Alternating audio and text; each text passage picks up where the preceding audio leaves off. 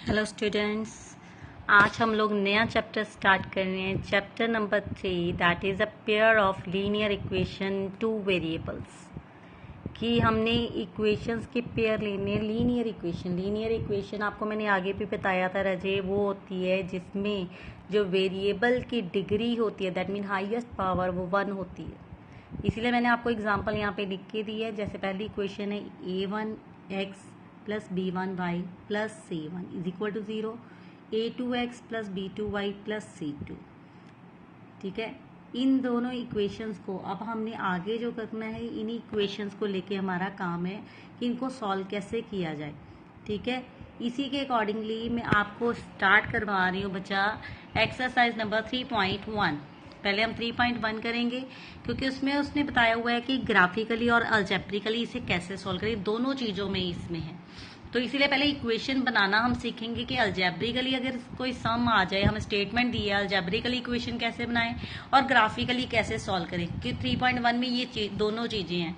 आपने थोड़ा बहुत ग्राफ जो है वो 9th में सीखा हुआ है, अब हम लोग डिटेल में से करेंगे। ठीक है रजे, तो पहला सम देखिए, उसने कहा हुआ है फर्स्ट सम ही सेड, आपकी बुक में है, अपनी बुक देख लीजिए, exercise number 3.1। Aftab tales his daughter 7 years ago I was 7 times as old as you were. Then also 3 times from now I shall be 3 times as old as you will be. अब इसका meaning देखो, आफ्ताब अपनी बेटी को बता रहा है कि 7 years ago 7 साल पहले जो आई वॉज 7 years की, आफ्ताब की एज जो थी वो 7 times थी अपनी डॉटर से, जितनी उसकी डॉटर की एज थी उससे 7 times आफ्ताब की एज।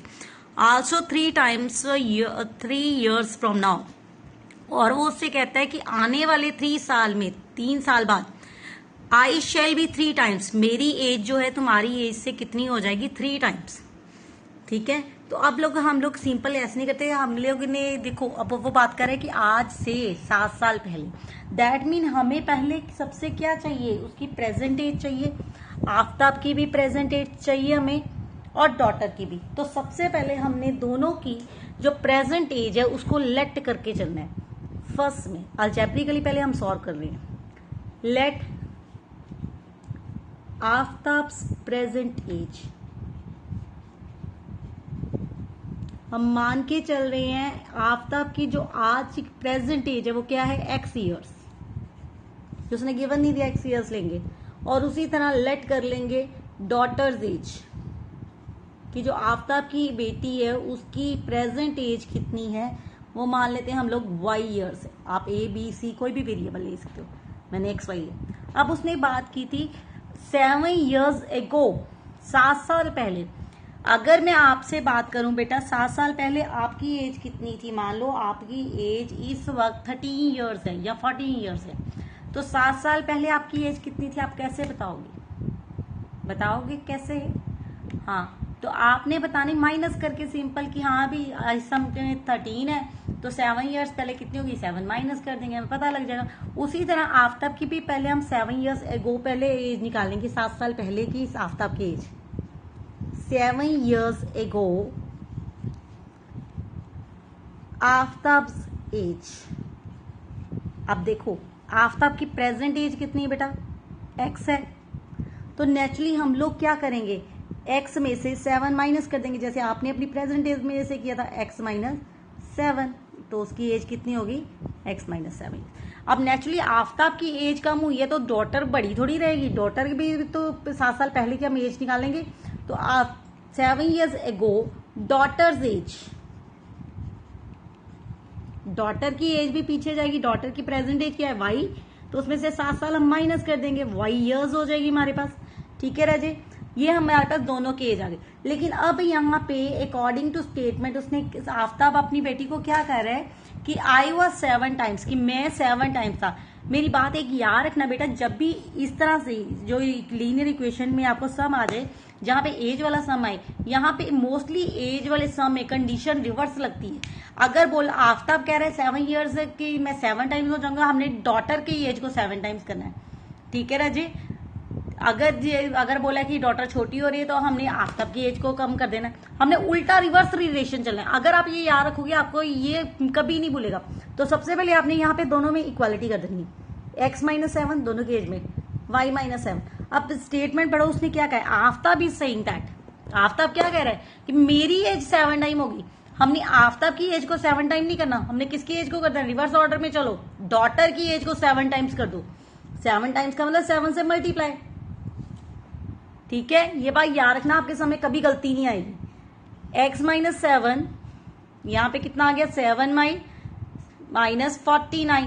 अब वेरिएबल एक साइड पे करो, x, ये 7y प्लस का इधर आ जाएगा -7y, और यहाँ -49 है, और ये -7 उधर जाके +7। तो हमारे पास पहली क्या आ गई इक्वेशन, x-7y = -42। ये आपकी पहली इक्वेशन आ गई, क्योंकि पहली एक्सरसाइज में सिर्फ इक्वेशन बनानी और कुछ नहीं करना। अब सेकेंड में उसने कहा है 3 years फ्रॉम नाउ, कि अब अगले 3 साल, आने वाले 3 सालों में आफ्ताब की एज क्या हुई, 3 years लेटर, लेटर यानी बाद में, आफ्ताब्स एज। अब फिर से अपनी एज का पहले करके देखो। अब मान लो 30 ईयर है, 3 साल बाद आपकी एज कितनी होगी। अगर मैं पूछूं बेटा अभी आपकी एज 30 ईयर्स है, 3 साल बाद आप कितने साल के हो जाओगे, आपका आंसर क्या होगा, 16। कैसे पता लगा, हमने प्रेजेंट में 3 साल ऐड कर दिए। तो यहां भी हम आफ्ताब की एज के साथ सेम करेंगे। आफ्ताब की प्रेजेंट एज कितनी है, x, उसमें 3 years ऐड कर देंगे, x + 3। और नेचुरली फिर से वही बात, अगर आफ्ताब की एज बड़ी हो रही है तो डॉटर की एज भी बड़ी होगी। तो डॉटर की एज कितनी हो जाएगी, वो भी बड़ी होगी ना, y + 3। फिर से वही अकॉर्डिंग टू स्टेटमेंट लिखेंगे, लेकिन चलेंगे हम उल्टा, x + 3 y + 3, इक्वालिटी पहले कर दी।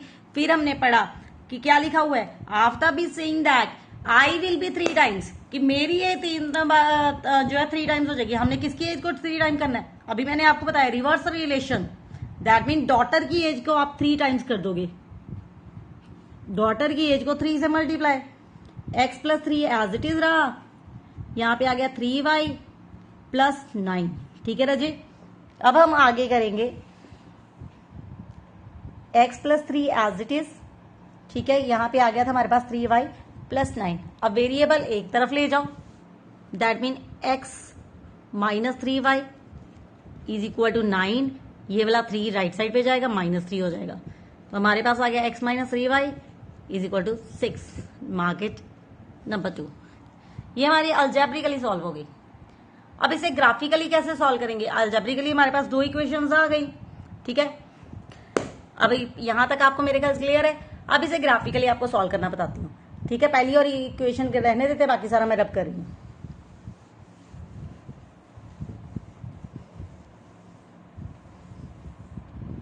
क्योंकि ग्राफ बनाना है ना, इसलिए बेटा मेरे को रब करना पड़ा है, ठीक है ना। ग्राफ हम इजिली बना सकते हैं। हमारे पास पहली इक्वेशन आ गई बेटा, x - 7y = -42, ठीक है। पहली इक्वेशन ये आई। दूसरी मेरे पास आई है राजे, x - 3y = 6।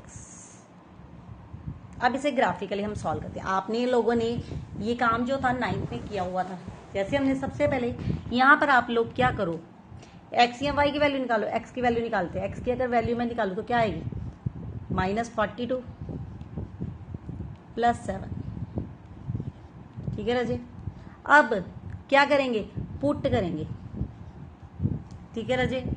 यहां पर एक काम करो, y की वैल्यू आप y की निकालो, x + 42, 7y को उधर ले जाओ, x + 42 / 7, ताकि आपका ग्राफ इजी हो जाए, = y।